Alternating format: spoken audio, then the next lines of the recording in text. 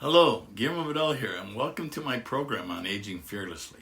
Today, I want to talk about the purpose that life changes, no matter how they are, what they play in our lives.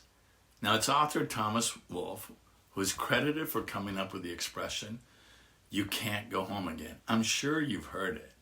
Many people, though, have interpreted this idiom to mean that you cannot return to life in the place that you originated from. But I'm sure Wolfe never meant to have his words taken so literally. I mean, that's dumb. After all, there is nothing wrong with returning to live in the town you grew up in.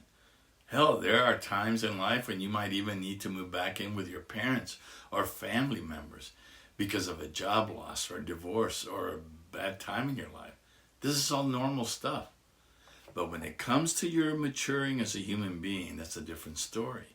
It is true that you can't go back to who you once were any more than a rooster can return to the egg or a fallen leaf reattach itself to the tree. If you believe that you can do this, then I'm here to help you recalibrate your wrongful thinking. The idea that I could never go back to my old self made me melancholy in the middle of a difficult life transition that I had.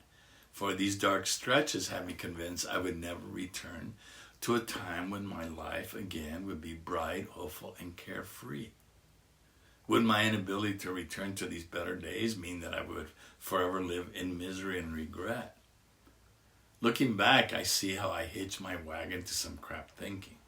On the one hand, my beliefs that things once broken could never be healed, they actually forbade me to take risks, because risk could lead to changes that would disrupt my sense of security and comfort. I might never be forgiven if I lost those things by members of my family, for example.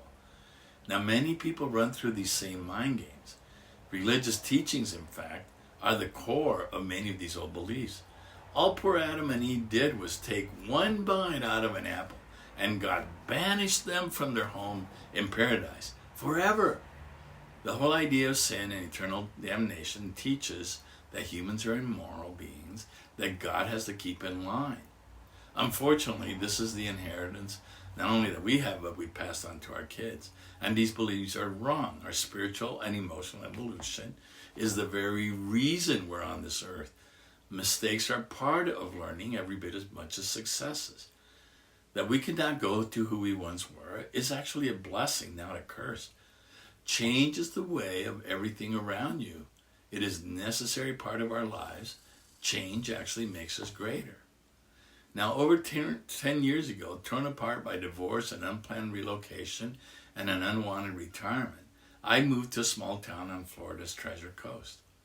Now, it was not easy for me at first, but as I look back, the small town became the much-needed cocoon for my transformation and healing.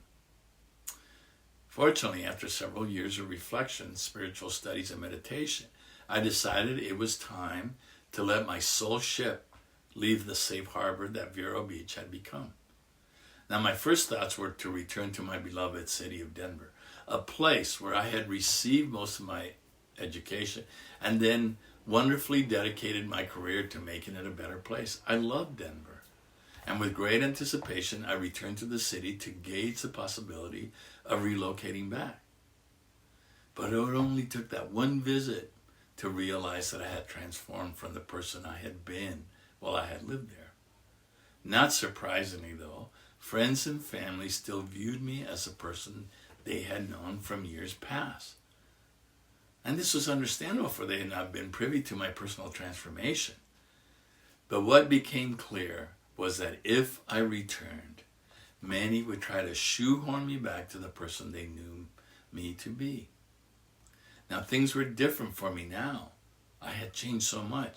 So I decided I just could not return to Denver. Now, I share this story because it's so typical of what happens in so many lives. The reason we cannot return to our old selves and situation is because they cannot restrain us from the spiritual growth we have made in the new place. And this is why sometimes our spiritual growth demands a new setting, whether that is in the form of a new job, different relationships, or a new location. In my case, it took all three. It's not bad news that you cannot return to who you once were either. as you develop, you move forward towards greater personal power, possibilities, and clearer understanding of who you are becoming. Now, not being able to go back home is a sign that you're maturing into the greatest person you were meant to be. And that's good for you. I know changes can be painful, but it is all part of your growth. It is all part of the expansion of your spirit. See you soon.